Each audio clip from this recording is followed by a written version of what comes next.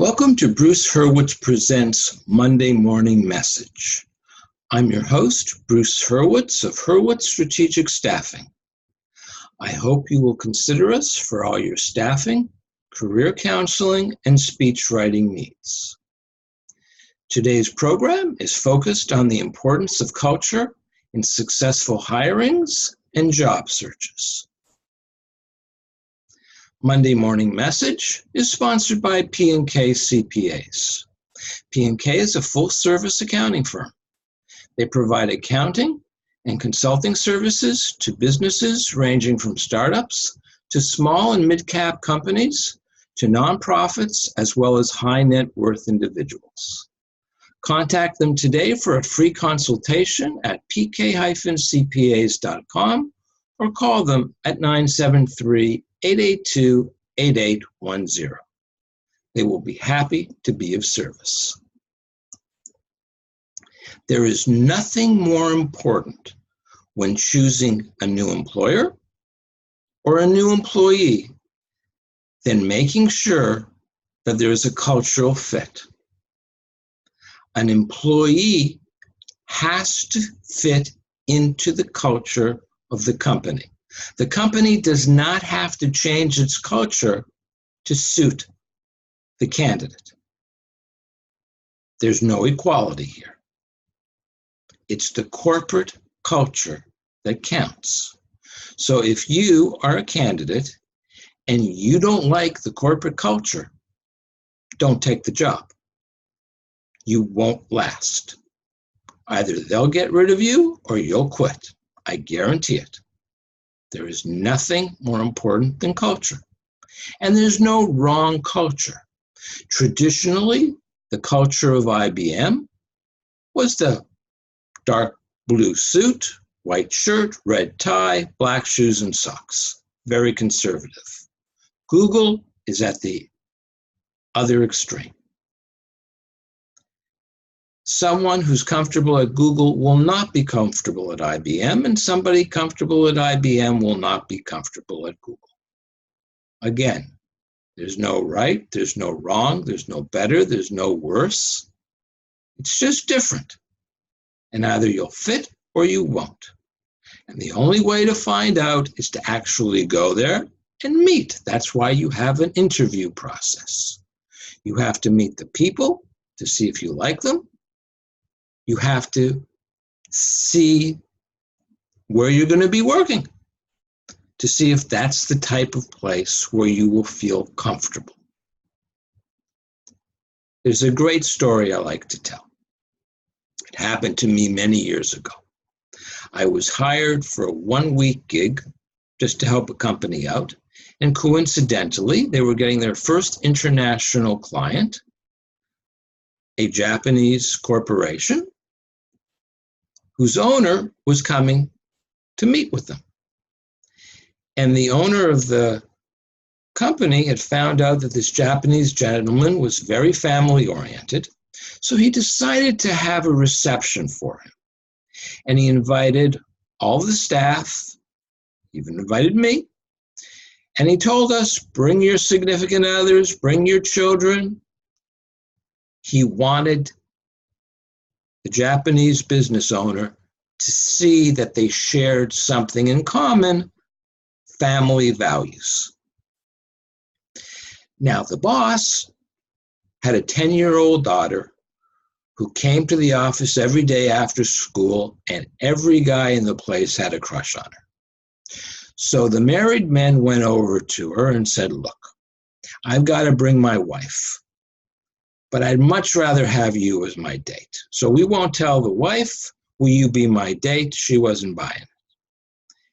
The single guys who had girlfriends went over and said the same thing. I got to bring my girlfriend, but I really don't want to. I'd rather have you as my date. Will you be my date? Nope, wasn't buying it.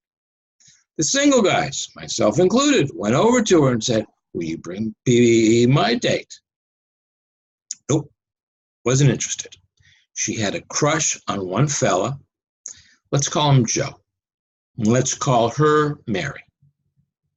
So Mary asked Joe to be her date, and Joe agreed. I arrived at the reception, and I noticed that Mary was with her parents. So I asked where Joe was. I said, I don't know. So he didn't pick her up. No flowers, no chocolate, no nothing. I go, no, we don't know what's happening. Every time the elevator doors opened,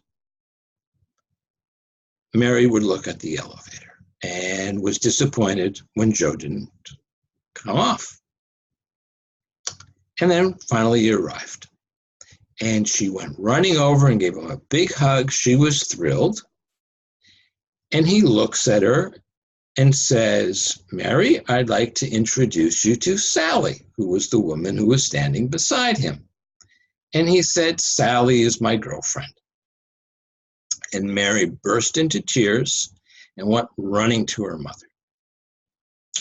Well, this poor woman looks at Joe and says, what's going on? And he goes, well, she has a crush on me. It's not a big deal. Don't worry about it. Every one of us opened our mouth, but the guy who was closest said to this woman, Sally, we'll call her, that's not exactly true. She asked him to be her date, he agreed, and now he showed up with you. So she turns around, looks at him and says, you agreed to be her date and you invited me? And he goes, yeah, she's a kid, it's not a big deal. She then hurled off and slapped him right across the face. It was beautiful. She reached for the elevator button, and the guy who was standing beside her took her by the hand and said, you don't have to leave. We got plenty of food. It's going to be nice. Come. You're my date now. And she went over, and Joe stands there. Everybody walked away from him. People arrived. They saw him, didn't know what had happened. Said, Joe, what's going on? Where's Mary? Oh, she's with her parents. She got upset. Well, immediately, whoever was nearest clarified the situation. Nobody would talk to the guy. So after about 20 minutes, Joe left. Just as an aside, Sally went over to Mary. They chatted. Everything was fine. She was calm. She was a lady. She did the right thing. Wasn't her fault. And the fellow who had invited her to the over to get something to eat had arranged for the two of them to meet. So everything was good. I went over, when I decided to leave, I went over to the Japanese gentleman. I thanked him for coming. I told him it was a pleasure to meet him. Wished him well in the business venture. Went over to the boss, thanked him for inviting me. And I took him to the side and said, are you going to fire Joe? And he said, no, I won't have to. When you come next Friday, following week, to pick up your check, he'll be gone. Didn't quite understand it. Friday, I show up for my check. My check is there. Joe's not. I asked what happened. He said, on Wednesday, he quit. Nobody would have anything to do with him. Nobody would work with him. Nobody would even talk to him. The fact was that Joe was a very good employee. He did his job extremely well. But he lacked the morals, the values, the principles that made that company a success.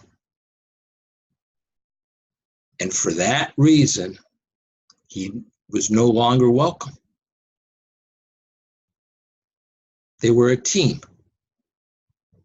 They worked together. They disagreed together. But when a decision was reached, they would all implement it. Whether they had originally agreed or not didn't matter. They were a team. That's why the business was successful. And the most important thing they shared were their values and their principles and their ethics. That was the culture of the company. And because Joe did not share those values, he didn't last. I hope you found this presentation of help. I hope you'll keep it in mind. And if there are other topics that you would like me to discuss, please feel free to email me at bh@hsstaffing.com. I'll be happy to oblige. Thank you for watching, and good luck with your hirings and with your job searches.